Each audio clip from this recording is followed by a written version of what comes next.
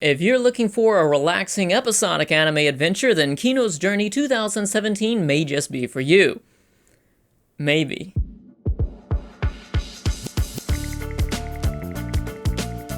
What's up everybody, I'm BobSamurai, the Wandering Warrior, and if you're looking for some anime news, reviews, lists, or discussions, be sure to hit that subscribe button because I'm bringing you all 4 new videos every week, so let's begin. Kino's Journey follows Kino, an adventurer who rides her talking motorcycle around the world visiting different countries for 3 days at a time. Each country has their own unique culture and rules which set it apart from everywhere else in the world. So I'm going to keep this anime review really quick and straight to the point here because there's a lot that I do want to say about Kino's Journey, but I've already said that in the video where I reviewed the 2003 anime series. If you want to see that and learn about more of what I think about Kino's Journey, you can find that in the card up here somewhere. But to answer the question that I know everybody's going to be asking, Bob, is this new anime a sequel? Is it a remake? Do I need to watch the original anime first? So after watching the 2003 and the 2017 versions of Kino's Journey, I can safely tell you that both of these animes share similarities only because they share the same source material. These are two anime which are not connected. They're two anime from two different directors who had a different vision of what they wanted to adapt the same source material into. The 2017 series is very polarizing for a lot of the Kino fans from 2003. The reason why I like the anime from 2003 is because Kino is not a character that is focused on very well in the story. She's actually a looking glass character, and with the exception of 2 episodes that focus on her backstory and 2 episodes that are combined together in this like smaller little arc that goes on in that series there, every single episode is showing Kino going to a different country in their world there, and the story isn't about Kino as a character. The story is about seeing all of these different countries that she goes through, and each episode is going to have its own message. There are these different metaphors within each episode that are basically observations of life or just the human condition in general, and what Kino would do as she travels around from country to country is that she learns the rules and laws of each country, and she goes around asking the civilians of each country about what it's like to live there, and you can get a basic understanding of what the metaphor for that episode was. Now, having said that, I'm not trying to paint the 2003 anime as being this deep, psychological, life-changing philosophy type of experience here, because that would make the show out to be just this pretentious type of anime, which it is not. The metaphors here are surface level, but it is still a show that is enjoyable because it is relaxing, it is intriguing, and it doesn't really spend a whole lot of time detailing its characters here. Like, one of the characters is a motorcycle. They're not really meant to be dwelled on for a whole lot here. It's mostly about seeing the different countries that we go to. So this is actually something that I could see being very polarizing when coming to the 2017 series, because anime fans of the 2003 series like myself who've never read the light novel are going to come over to the 2017 series and see that there's actually a lot more characters, and they actually take these characters and show their story with a much more personal approach, as these characters are much more verbal than Kino ever was in the original anime series or even in 2017 here. So I could see a lot of fans of the 2003 anime being just so into some of the episodes of Kino's Journey 2017, which I personally was, but I can also understand why people who are big fans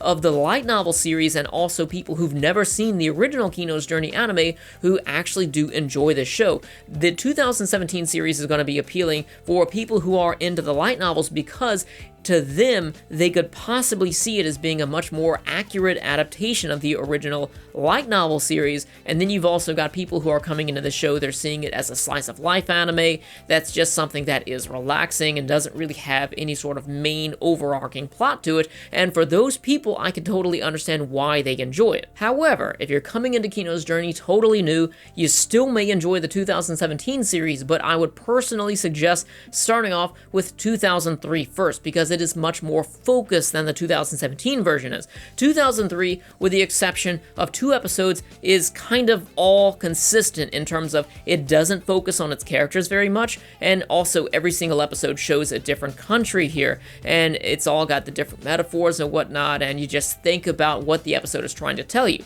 There are some exceptions to that, such as the 2 episodes which are like the Colosseum arc in that anime, and then on top of that, there's 1 episode in the anime series and 1 episode which is, I think, a bonus episode that goes a little bit in depth into Kino as a character, but I feel like that is mostly done to keep the bare minimum of storytelling that you would need to have in a series. The 2017 anime of Kino, 3 of the episodes are remakes of episodes from the original Kino series, and I feel like those episodes are done better within the original anime. 3 of those episodes are focusing on side characters, one of which is a character from the Colosseum arc, another is this psychotic little girl, and then you've got a character which is a talking dog, and these characters are incredibly vocal, and then that is a really stark contrast to the episodes where Kino is more prevalent because she is a very silent character who acts exactly like she does in the original anime series. Now, if you're a big fan of the 2003 anime and you don't know what to think about this just coming into it, I would suggest, if you don't want to experience the episodes with the side characters in it, skip episodes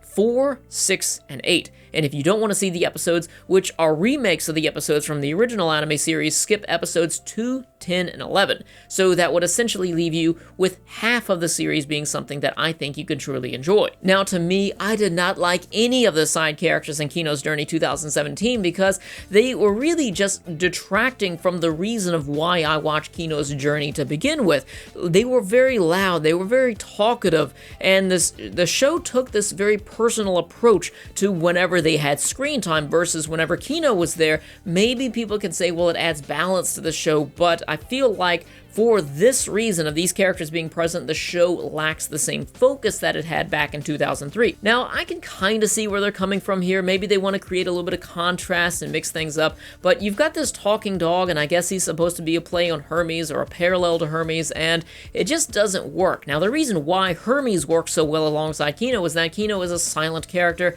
and Hermes is an excuse for her to voice her observations about the world around her. If not for Hermes, then we would have just Kino thinking it or talking to herself, and that would be very boring to watch somebody just think a lot or just talk to themselves as much as she talks to Hermes here. And also, it works so well that Hermes is a motorcycle is that Kino doesn't have a whole lot of characterization or backstory given to her within the anime because, like I said, she's a looking glass character, so having Hermes be a motorcycle, you don't really have to think about a lot of characterization for him because he's a motorcycle. It works that way. If there was another character alongside Kino, then that's another character. Then they would have to be obligated to tell another story for here. So when you get all of these other characters, it just doesn't seem right that there's a talking dog there because those other 2 characters talk a lot to each other as it is. So out of all of the episodes from the 2017 anime, there were 3 episodes that stuck with me the most that I really enjoyed. Episode 1 was where Kino went to this country that it was legal to kill people there. You could just legally just walk up to somebody and stab them or shoot them or just kill them in whatever way you want.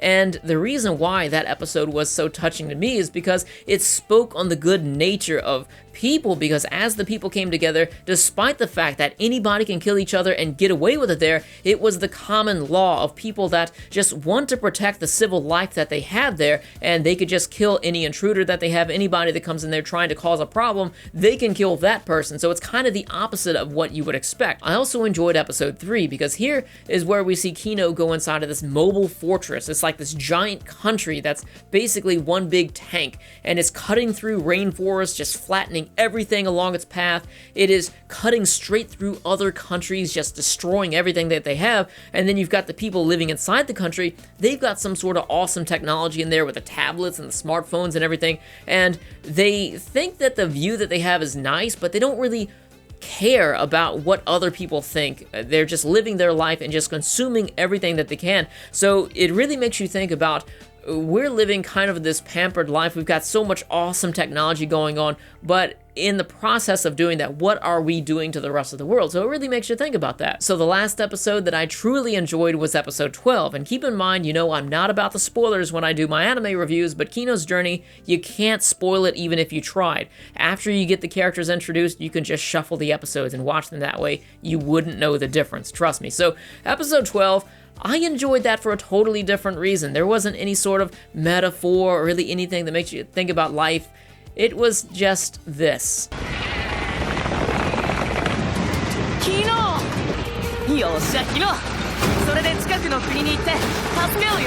You never expect to see that.